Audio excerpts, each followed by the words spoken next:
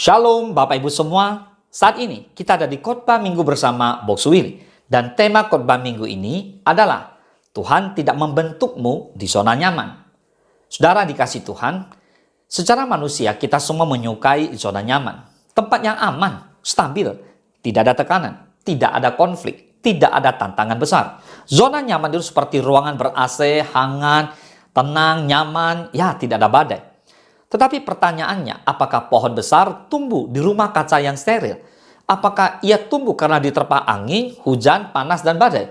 Hari ini kita belajar satu kebenaran rohani yang sering tidak kita sukai. Tuhan tidak membentuk kita di zona nyaman, tapi Tuhan membentuk kita dan memproses kehidupan kita. Mari kita bahas. Mari kita belajar dari yang pertama, Yusuf. Diproses di lubang dan penjara. Kejadian 37 sampai dengan kejadian 50. Yusuf menerima mimpi besar dari Tuhan. Tetapi apakah ia langsung duduk di kursi istana? Tidak. Ia dibuang ke sumur, dijual sebagai budak, difitnah oleh istri Potifar, lalu dimasukkan ke dalam penjara. Secara manusia itu bukan zona nyaman, itu zona tekanan. Tetapi justru disitulah Tuhan membentuk karakter, kesabaran, integritas, ketahanan mental. Kalau Yusuf langsung jadi Perdana Menteri tanpa proses, ia bisa jadi sombong. Tetapi penjara membentuk hatinya. Dan akhirnya ia berkata, memang kamu telah mereka-rekakan yang jahat terhadap aku. Tetapi Allah telah mereka-rekakannya untuk kebaikan. Amin. Pelajarannya adalah lubang bukan akhir cerita. Penjara bukan kegagalan. Kadang itu adalah ruang kelasnya Tuhan. Amin. Mari kita belajar dari yang kedua, yaitu Daud. Dari padang gembalaan ke medan perang. Daud diurapi menjadi raja saat masih sangat muda. Tetapi ia tidak langsung naik tahta. Ia kembali menggembalakan domba, menghadapi singa dan beruang, dikejar-kejar oleh Saul. Hidup di padang gurun. Padang gurun bukan zona nyaman.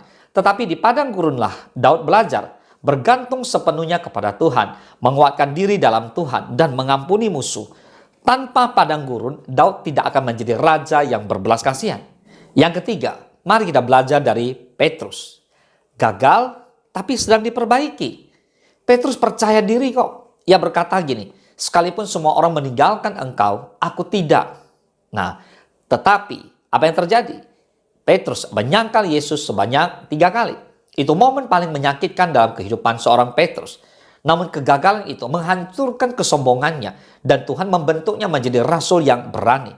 Di kisah para rasul, Petrus berdiri tanpa takut. Tuhan memakai dengan luar biasa. Tuhan memakai kegagalannya Petrus untuk membentuk kekuatannya Petrus. Yang keempat, bahkan Yesus diproses dalam penderitaan.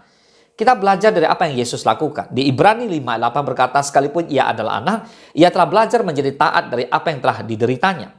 Yesus tidak hidup di zona nyaman. Ia dicobai di padang gurun, ditolak, difitnah, disalibkan. Salib bukan zona nyaman, tetapi dari saliblah lahir keselamatan dunia. Kalau Yesus saja melalui proses, mengapa kita ingin jalan pintas? Yang kelima, kita akan lihat dalam contoh kehidupan hari-hari. Otot tidak bertumbuh tanpa beban. Jika tidak pernah diangkat, otot akan lemah. Emas dimurnikan dalam api, bukan di freezer. Anak elang didorong keluar dari sarang, kalau tidak, ia tidak pernah belajar terbang. Pengusaha sukses lahir dari tekanan, bukan dari hidup yang selalu aman. Zona nyaman membuat kita stagnan. Tekanan membuat kita semakin berkembang. Katakan amin. Yang keenam, kita lihat mengapa Tuhan mengizinkan ketidaknyamanan terjadi. Yang pertama, untuk membentuk karakter. Roma pasal 5 ayat ketiga dan keempat berkata, dan bukan hanya itu saja, kita malah bermegah juga dalam kesengsaraan kita. Karena kita tahu bahwa kesengsaraan itu menimbulkan ketekunan. Dan ketekunan menimbulkan tahan uji. Dan tahan uji menimbulkan pengharapan. Jadi dari penderitaan melahirkan ketekunan. Ketekunan melahirkan yang namanya tahan uji. Dari situlah ada yang namanya pengharapan. Yang kedua, untuk mengubah mentalitas. Kadang Tuhan menggoncang kita supaya kita naik ke level berikutnya. Dan yang ketiga, untuk membawa kita ke panggilan yang lebih tinggi. Kalau Israel nyaman di Mesir, saudara, mereka tidak pernah masuk ke tanah perjanjian. Padang gurun adalah jembatan, bukan tujuan akhir. Dan yang ketujuh, tanda Tuhan sedang membentuk kamu.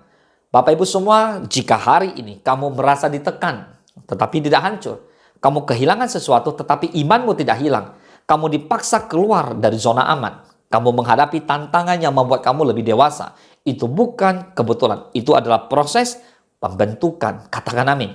Yang kedelapan, kita lihat bahaya terlalu nyaman. Tidak bertumbuh, tidak peka terhadap Tuhan, takut mengambil langkah iman, terlalu bergantung pada keamanan dunia. Iman tidak tumbuh di kursi empuk. Iman tumbuh saat kaki gemetar, tetapi tetap melangkah. Katakan amin. Dan kesembilan, kita lihat sikap yang harus kita miliki. Jangan bersungut-sungut dalam proses. Percayalah, Tuhan sedang bekerja meski kita tidak melihat hasil. Jangan kembali ke Mesir hanya karena padang gurun terasa berat. Tetap setia dalam hal kecil. Tuhan lebih peduli pada pembentukan karakter daripada kenyamanan perasaan. Saudara, jika hari ini hidup terasa tidak nyaman, mungkin itu bukan serangan iblis. Mungkin itu ruang pembentukan Tuhan. Jangan salah tafsirkan dengan tekanan. Bisa jadi itu promosi sedang dipersiapkan oleh Tuhan. Yusuf diproses sebelum istana. Daud diproses sebelum naik tahta. Petrus diproses sebelum mimbar. Yesus melalui salib sebelum kemuliaan. Jadi ingat ini baik-baik. Tuhan tidak membentukmu di zona nyaman. Tuhan membentukmu dalam proses. Dan proses selalu mendahului promosi. Tetaplah percaya, tetaplah setia, tetaplah berjalan bersama Tuhan. Karena tangan yang sama yang mengizinkan badai adalah tangan yang menuntunmu sampai kepada tujuan. Bila tangan Tuhan yang menuntun setiap langkah kita untuk meraih kemenangan demi kemenangan bersama dengan Tuhan kita, Yesus Kristus. Boleh katakan amin. Mari kita bersatu dalam doa. Bapa di dalam surga, terima kasih. Tuhan, kami tidak mau ada di zona nyaman. Karena Tuhan tidak membentuk kami di sana. Tuhan izinkan badai, tekanan terjadi dalam kehidupan kami hari-hari ini, supaya kami dibentuk secara karakter, diproses sedemikian rupa agar kami boleh naik level. Tuhan berkati setiap Bapak, Ibu, teman-teman yang mengikuti khotbah minggu ini, agar mereka boleh sungguh-sungguh masuk dalam satu rencana ilahi, sehingga mereka diubahkan oleh Tuhan. Bukan mereka ada di rasa aman atau di zona nyaman, tapi mereka keluar dari zona nyaman, masuk dalam perjalanan iman bersama dengan Kristus. Tuhan, terima kasih, terus tuntun setiap kami.